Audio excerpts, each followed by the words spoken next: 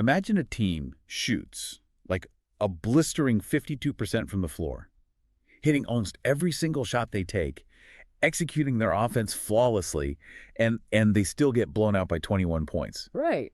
Now imagine a completely different game where a team shoots a freezing cold 31%, missing constantly, just clanking shots off the rim all night, and they win comfortably by double digits. Yeah, it sounds impossible. Welcome to the upside-down math of the possession economy. Okay, let's unpack this. Well, to really make sense of that paradox, we kind of have to throw out the way most of us were taught to watch basketball. Oh, absolutely. Because, most casual observers, and even some coaches, honestly, focus almost entirely on shot making. Right, you watch the ball. Exactly. You watch the ball, you see it go through the net, you clap, you see it miss, you groan. But the real underlying, these architecture that actually dictates the standings over a long season is entirely about who controls the currency of the court. That currency. I like that. Yeah, and that currency is the possession itself. So today's deep dive is essentially a masterclass in how teams manipulate that exact currency. And we have some great material for this. We're looking at a really fascinating slate of recent game tapes and box scores today for you guys. We're focusing on 4 specific matchups. Really good ones, too. Yeah, we've got BBQ Chicken taking on Beats by Buffaloes, ECH Basketball against the Grizzlies, Bisons versus Haraya, and Royale 5150 clashing with the Raptors. And our mission here is to, look past those final numbers on the scoreboard. We are investigating the actual anatomy of these games to figure out how they are won and lost in the hidden margins. The margins are exactly where the smart teams live. When you look at the raw data from these matchups, the superficial numbers like who had the prettier jump shot, they often tell a complete lie about who actually controlled the game. A complete lie. And there's absolutely no better example of that lie than the first game we need to talk about, the BBQ Chicken versus Beats by Buffaloes matchup. Oh, yeah. This one is wild. BBQ Chicken beats BBB with a final score of 71-67. So it's a tight, physical, grinded-out contest. But if you just look at the shooting splits, the math completely stops making sense. It really does. Because BBQ Chicken shot 42.4% from the field and an abysmal 23.8% from the three-point range. Ouch. Right. Meanwhile, Beats by Buffaloes shot significantly better. BBB shot 45.5% overall and 32% from three. BBB was objectively better at the fundamental act of putting the ball in the basket. The discrepancy is glaring, and it goes against every instinct we have about competitive sports, We just naturally assume the team that performs the primary action of the sport more efficiently should win. Well, I need you to help me out here because I'm struggling to let go of that assumption. Sure. If I'm building a house and my builder is more accurate with his hammer, like he hits the nail dead on more often than the guy building the house next door, he builds a better, sturdier house in less time. Makes sense. So why doesn't that logic apply here? If BBB is making more of their shots, if they are mathematically more accurate, why are they walking off the court with a loss?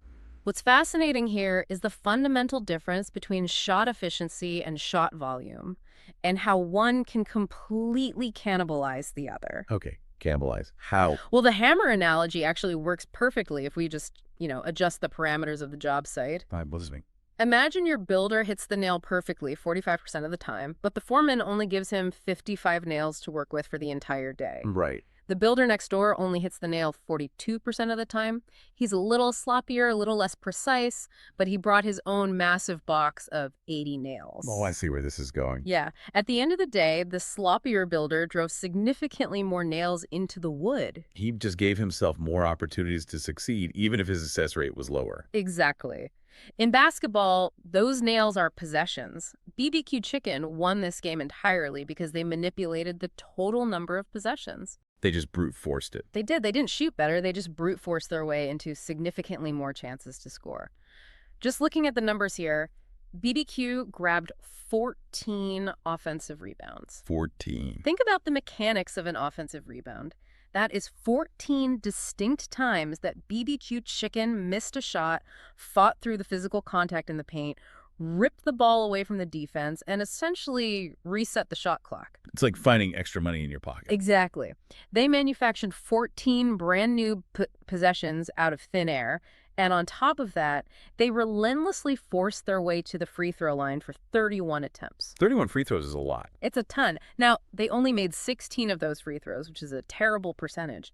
But the sheer volume of drawing those fouls completely tilts the mathematical axis of the game. It's wild to look at the individual players executing this, this brute force strategy. You have BBQ's Chase Carstensen pulling down 15 total rebounds, and 7 of those were offensive. 7. That is just relentless. 7 offensive boards for one player. I mean, how exhausting is that to play against? Well, put yourself in the shoes of a Beats by Buffalo's defender to understand the psychological toll a player like Carstensen inflicts. Okay. You play a textbook defensive possession for 23 seconds.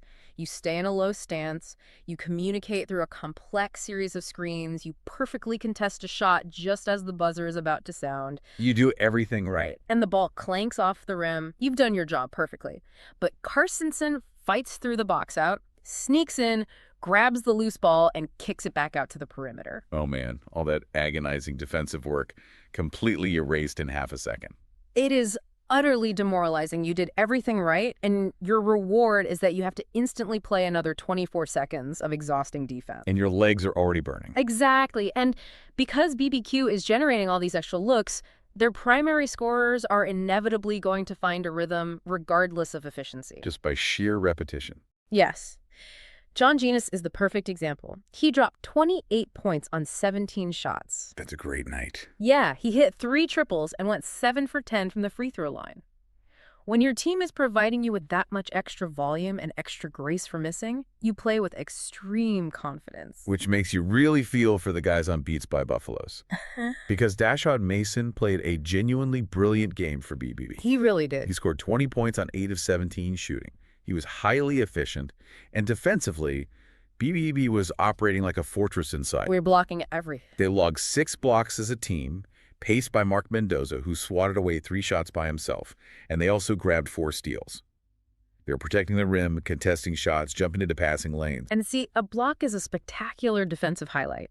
But in the harsh reality of the possession economy, a block only matters if you secure the ball afterward. Otherwise, it's just a glorified pass back to the offense. Right. Those 6 blocks and 4 steals were completely neutralized by BBQ's sheer volume of second-chance opportunities. BBQ won the overall rebounding battle 40-26. That's a plus 14 margin. When you out-rebound a team by 14 and specifically dominate the offensive glass to that degree, you build a mathematical fortress around your own inefficiency. Wow. You can afford to miss nearly 80% of your three-pointers, because you've ensured that a missed shot isn't the end of your turn. So we know volume can conquer efficiency when it comes to a tight game. But to really test the limits of this theory, we need to transition to a game where the shooting wasn't just slightly worse, but historically bad. Oh, boy. Yeah, let's look at the Royal 51-50 versus Raptors matchup. The shooting in this game was an absolute nightmare for both sides. It was the antithesis of modern, flowing, pace and space basketball. Just brutal. Both teams shot roughly 31% from the field. It was just a barrage of missed jumpers and clanked layups. Very ugly. But despite this mutual offensive breakdown, Royale 51-50 won the game comfortably, 63-48. A 15-point margin of victory when you're shooting 31% feels impossible. It feels impossible until you analyze Royale's extreme strategic adaptation in real time. What did they do? They recognized very early in the first half that they were having a catastrophic shooting night.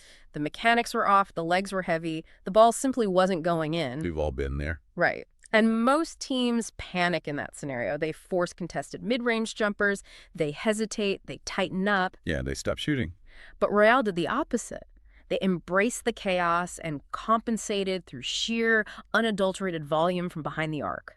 They hoisted an incredible 45 three-point attempts. See, I have to push back on that strategy, though. Why is that? If I go to a local pickup game and one guy is clearly freezing cold, missing everything he throws up, and he proceeds to shoot 45 three-pointers, we're never passing him the ball again. Fair point.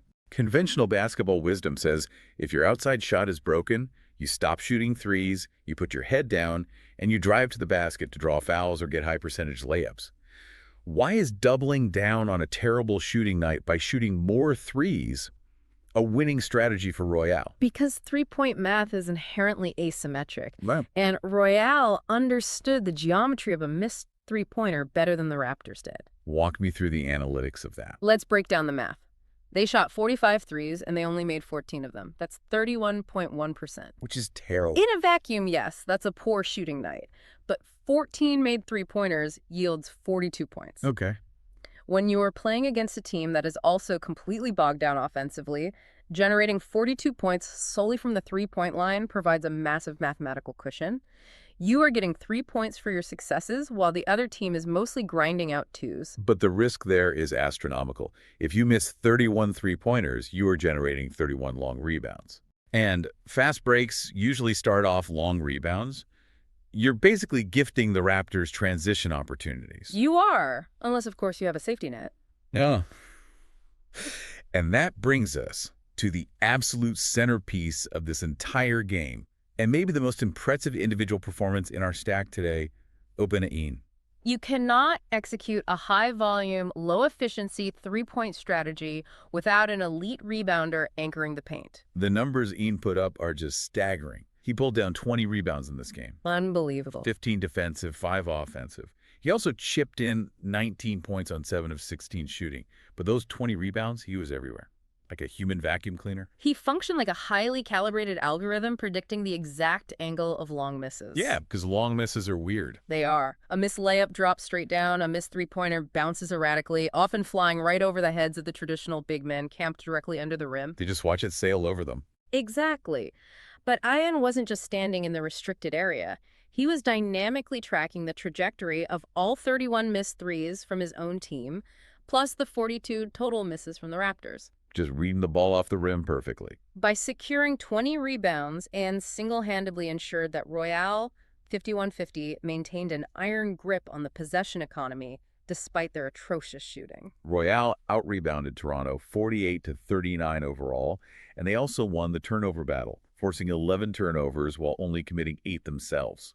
They just won every hustle category. They really did. They grabbed 7 steals and logged 3 blocks. Joel San Diego hit 6 of his 17 three-point attempts for 18 points. Camden Escuderi hit 4 of his 11 threes for 15 points. It was just a complete dismantling through sheer, unapologetic effort. They accepted their own inefficiency. That's the key. They didn't try to play beautiful basketball when beautiful basketball wasn't available to them. They just embraced the mud fight. Yeah, they just kept firing. Knowing Ian and the rest of the defensive unit would do the grueling, unglamorous work required to get the ball back.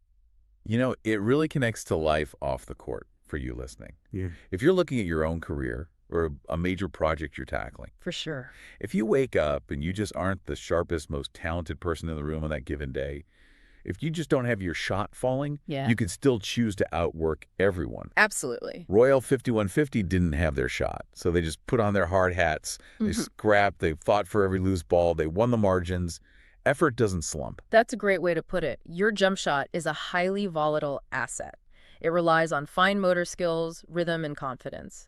But your ability to sprint back on defense, dive for a loose ball, or physically box out an opponent, that is entirely within your locus of control. Now, grinding out rebounds and playing suffocating defense is the foundation, absolutely. But someone still has to actually steer the ship. Someone has to bring the ball up the floor, process the defense, and distribute the wealth. We've talked about the engine of the possession economy. Now let's talk about the steering wheel. Good transition. Looking at the tapes, we have 2 spectacular yet fundamentally different playmaking performances. We need to dissect the anatomy of the facilitator, specifically looking at 2 very distinct kinds of triple-doubles. A triple-double achieving double digits in points, rebounds, and assists is a rare statistical feat. It's the gold standard for a complete game. It is, but the raw numbers don't tell the whole story.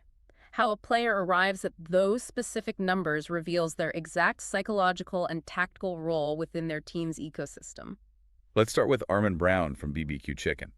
In that grueling physical win over Beats by Buffalo as we discussed earlier, Brown posted 13 points, 12 rebounds, 10 assists, and 2 steals. A monster line. Even mixed in 2 offensive rebounds. This is what I call the battering ram archetype of a facilitator. The battering ram. Yeah. What you're seeing in Armin Brown's stat line is pure physical imposition. In traditional basketball geometry, your big men get the rebounds, pivot, and throw an outlet pass to the point guard, who is waiting near the three-point line. That's how we're all taught to play. But when your primary facilitator is going into the paint to grab 12 rebounds themselves, they are heavily involved in the trenches. They are completely bypassing the middleman. Exactly, and that completely changes the speed of the transition game. The moment Brown secures that defensive rebound, the fast break has already ignited. Oh, because he already has the ball in his hands. There is no outlet pass to intercept, no delay while the guard waits for the ball. He's pushing the pace immediately, aggressively driving downhill, and putting the defense on their heels before they can even turn around to set up their zone or match up in man-to-man. So his 10 assists are likely coming from that immense rim pressure. Precisely. He's driving the ball down the opponent's throats, forcing the big men to collapse on him to stop the layup. And the moment they commit, he kicks it out to a shooter or drops it off to a cutter. It requires a massive amount of physical strength and cardiovascular endurance to play that way. I can't even imagine. To score 13 points through contact, wrestle amongst the trees for 12 rebounds, and still have the mental processing speed to accurately distribute 10 assists, it's a violently effective way to run an offense. But then we switch gears and look at the tape from ECH basketball taking on the Grizzlies. And we see a completely different type of masterclass from a player simply listed as Player 99 in the ECH data. A totally different vibe. Player 99 posted 9 points, 15 rebounds, every single one of them defensive, by the way, and 10 assists. Yeah. Here's where it gets really interesting. This is a triple-double where the points are the absolute lowest metric on his stat line. If we connect this to the bigger picture of basketball evolution, this is the pure floor general. Think of the historical greats who operated this way, players like Jason Kidd or Draymond Green, who dominated the game without ever really looking at the rim. Why is a lack of scoring not a detriment here? Most people assume your best players need to be your leading scorers. Well, Player 99 didn't need to score because his value wasn't in individual shot making. His value was in his supreme understanding of spatial advantages. He was playing chess. Exactly. He operated like a chess grandmaster who sees the checkmate 4 moves before the defense even realizes they are in trouble. By pulling down 15 defensive rebounds, Player 99 was essentially controlling the reset button for the ECH offense. Snatching every miss. He definitively ended the Grizzlies' possessions, ensured no second-chance points, and then immediately dictated the tempo of the counterattack. He wasn't a battering ram. He was a surgical instrument. Surveying the floor, identifying the micro-advantages, finding the hot hand, and delivering the ball with perfect timing and trajectory. Beautiful. When a player with that kind of court vision gets 15 defensive rebounds, they possess complete autonomy over the flow of the game. And in this specific instance, that masterful control led to an absolute offensive avalanche. An avalanche doesn't even begin to describe it. Yep. Let's look at the actual destruction Player 99 was orchestrating. ECH basketball completely obliterated the Grizzlies. It was a bloodbath. The final score was ECH 114, Grizzlies 65. But the score isn't the crazy part. Yeah, it's not. ECH shot an absurd, mind-boggling 71.2% from the field. 71%. 71%. And 64.5% from three-point range, hitting 20 of 31 from deep. They also recorded 36 assists on 42 made field goals. Those numbers are just stupid. I read those numbers and my brain rejects them. Shooting 71% from the floor as an entire team over a full game. That's not a hot streak, that's a glitch in the simulation. It is the absolute zenith of offensive execution. It is the basketball equivalent of a pitcher throwing a perfect game, but requiring 5 guys to pitch it simultaneously. That's a great way to look at it. Sustaining that level of hyper-efficiency over the course of an entire contest against a professional defense is almost statistically impossible. The focal point of this historic anomaly, the player who completely shattered the Grizzlies' defensive schemes, was Mark Nazarino. We have to talk about him. We have to spotlight this stat line because it looks like someone playing a video game on the easiest difficulty setting. Nazarino scored 47 points on 15 of 20 shooting. Incredible. And out of those 15 made shots, 12 of them were three-pointers. 12 made threes. When a single player hits 12 three-pointers, the entire gravitational pull of the basketball court fundamentally shifts. I mean, Well, we talk a lot about gravity in modern basketball, the idea that a great shooter pulls defenders toward them even when they don't have the ball. Nazarino's gravity in this game must have been like a black hole. how does a team functionally achieve 36 assists in that environment? What does the ball movement actually look like to generate that many assisted baskets? The 36 assists are a direct symbiotic byproduct of Nazareno's nuclear shooting. Okay, write that down. Put yourself in the mind of the Grizzlies' defense. Nazareno hits his third three. You close out a little harder. He hits his fifth three. You start fighting over screens more aggressively. Naturally. He hits his eighth three. Total panic sets in. The defensive game plan goes out the window. Every time Nazareno even glances at the ball, 2 or 3 defenders instinctively lunge toward him. They are terrified. They abandon their own assignments just to stop the bleeding. Exactly. And because ECH is executing with such unselfish brilliance, led by player 99 and the rest of the facilitators, they don't force the ball to Nazareno when he's triple-teamed. Right, they don't get greedy. They use his gravity as a weapon. When the defense over-rotates onto Nazareno 30 feet from the basket, it leaves massive, gaping holes in the paint. This is how you get a player like player 24 capitalizing on the interior. Yeah, let's look at his numbers. Player 24 scored 27 points on 12 of 15 shooting. That's 80% from the floor. Wow. Those aren't difficult, heavily contested post moves.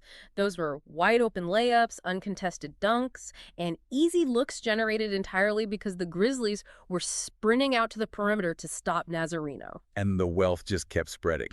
Mark Rabina scored 15 points on 5 of 6 shooting, hitting 3 threes of his own, and added 7 assists. The ball was just zipping around the perimeter. They were passing against a completely broken defensive shell.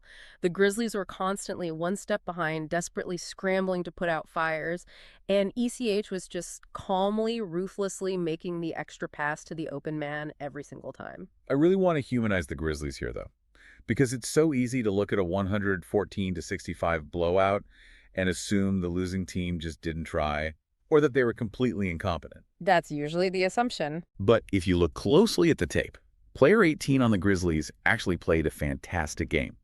He scored 20 points, dished out 6 assists, and grabbed 4 steals. He was fighting out there. He really was. Derek Ternora and Alexander Stitz each put up 12 solid points. The Grizzlies shot 43% from the field. In a normal game, 43% gives you a fighting chance.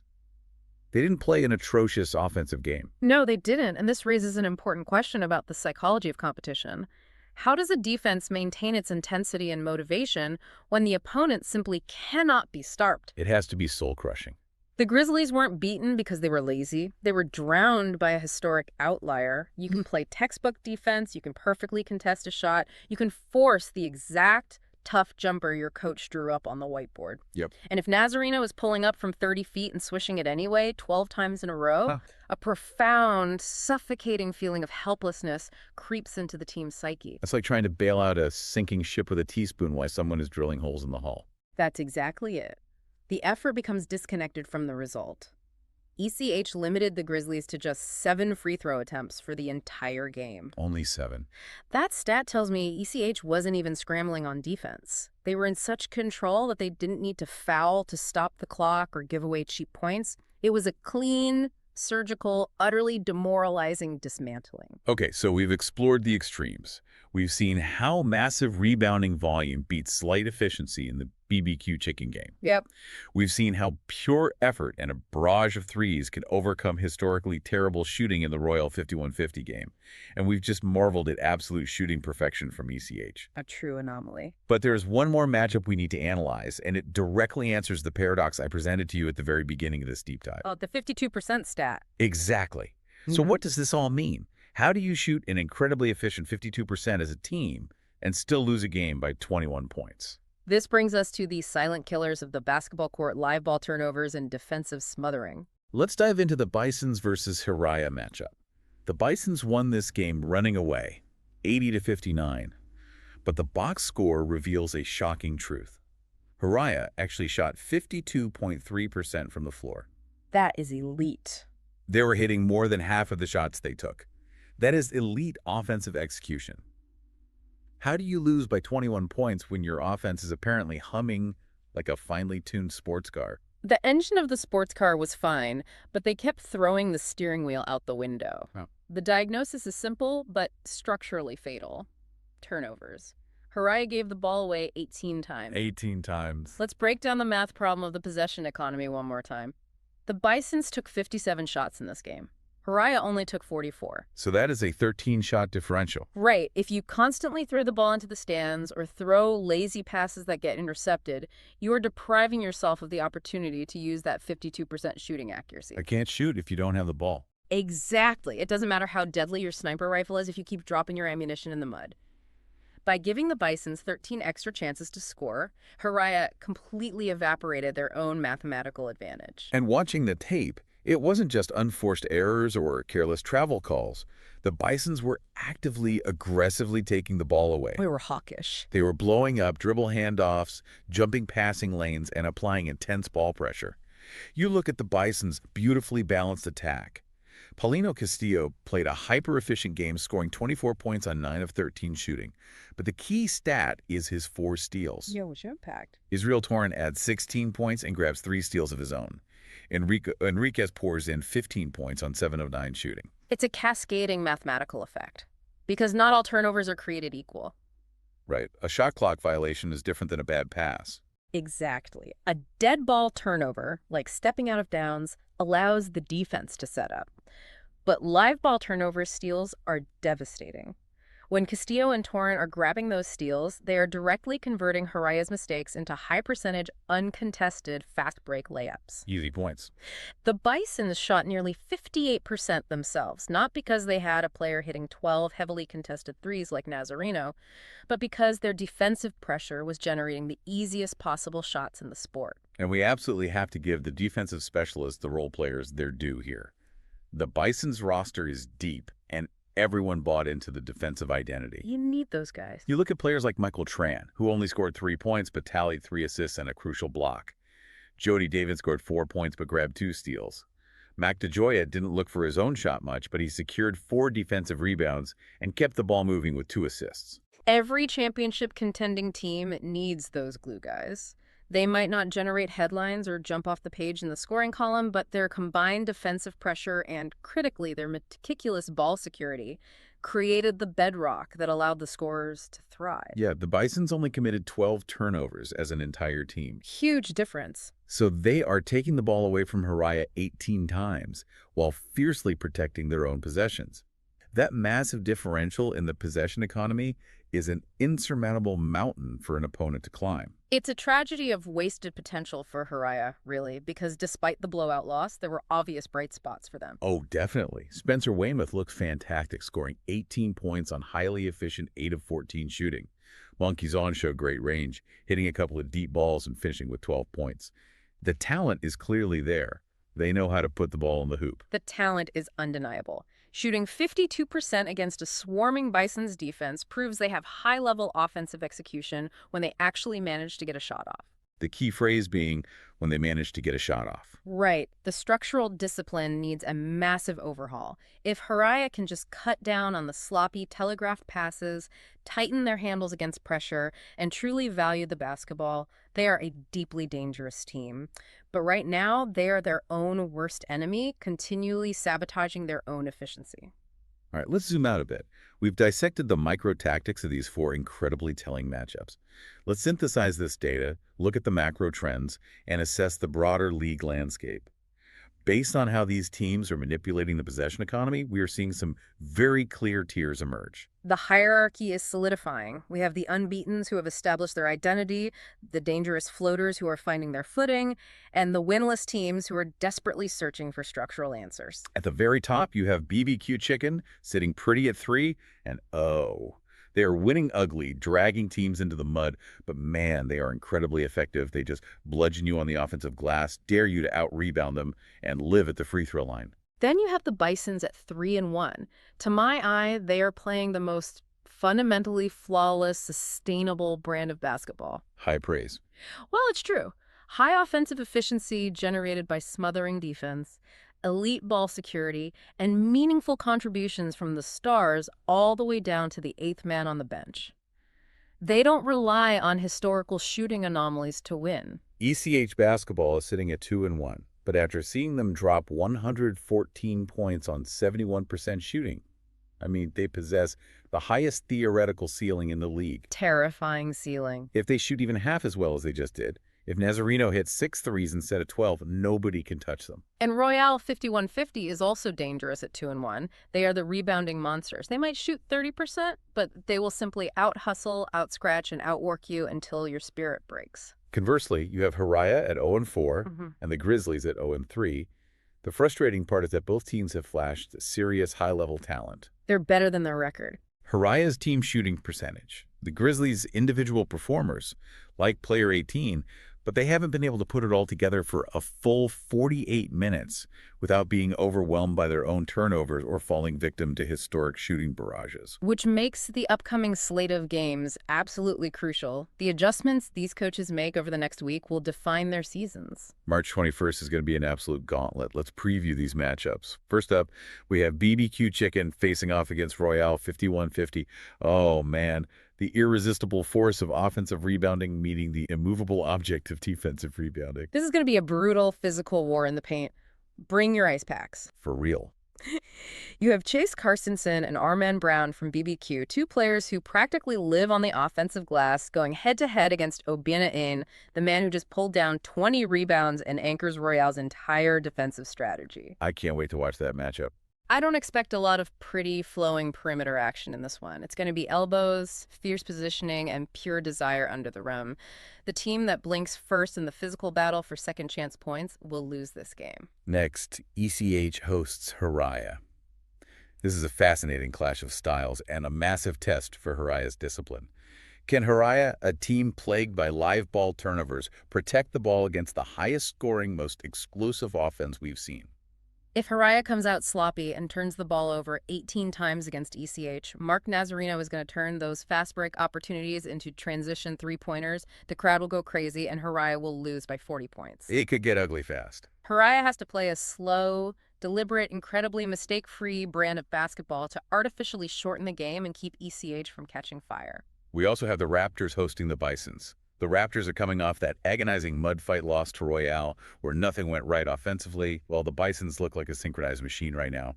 And finally, the Grizzlies get a rematch against Beats by Buffaloes. This is a massive psychological redemption spot for both of these squads. Huge stakes. BBB played incredible, hard-nosed defense against BBQ Chicken, logging blocks and steals, but got beaten on the margins by offensive rebounds.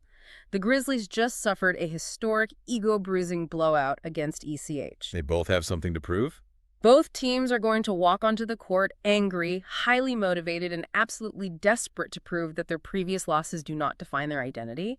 Expect a very intense, tightly contested game with playoff-level intensity. So, after dissecting all of this, what is the overarching lesson here for you listening to this deep dive? Whether you're analyzing a massive spreadsheet in a corporate boardroom, studying complex systems for an exam in a classroom, or lacing up your sneakers on a weekend court, human nature dictates that we obsess over efficiency. We all want to be perfect. Exactly. We naturally want to be perfect. We want the highest grade, the maximum profit margin, the perfect shooting percentage. And efficiency is great. Being highly skilled is a massive advantage.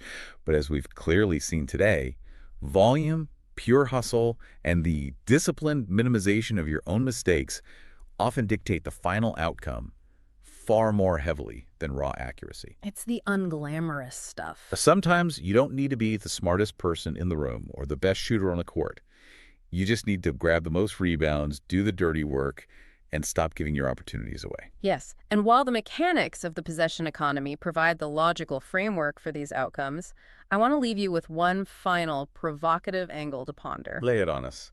We've spent this entire deep dive heavily focused on the analytical side. We've dissected the math, the 14 offensive rebounds, the 71% shooting, the 13-shot turnover differential, the geometry of the floor. Yeah, a lot of numbers. But looking past the box scores and reading between the lines of these physical grinds and historic blowouts, we have to wonder, at what specific moment does human psychology simply override the spreadsheet? How do you mean? Are you talking about the mental breaking point of a team? Exactly. Think about the sheer emotional weight carried within these games. When a team like ECH perfectly executes a play and Mark Nazareno hits his 12th three-pointer right in your face despite your absolute best defensive effort. Just devastating. Or when a player like Obinna grabs his 15th defensive rebound, systematically stripping away your second chances time and time again.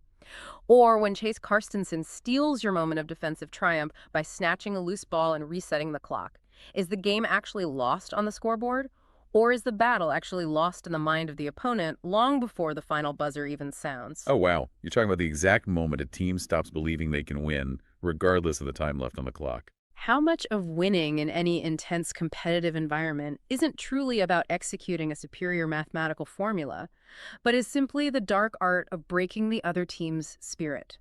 When you look deeply at these numbers, you aren't just seeing math. You are seeing the exact quantifiable moments where one group of humans imposed their collective will so heavily and so relentlessly that the other group simply surrendered to the inevitable. So when that clean, intuitive calculator we talked about at the beginning of the show finally breaks down, when the math flips upside down and the percentages lie to you, what you're really left with is the messy, unpredictable human element. The hustle, the grit, the mental endurance, and the psychological warfare. That's the real game. That is an incredible thought to leave on. Thank you so much for joining us on this deep dive. Keep looking for the hidden stories behind the numbers, keep questioning the obvious narratives, and we will see you next time.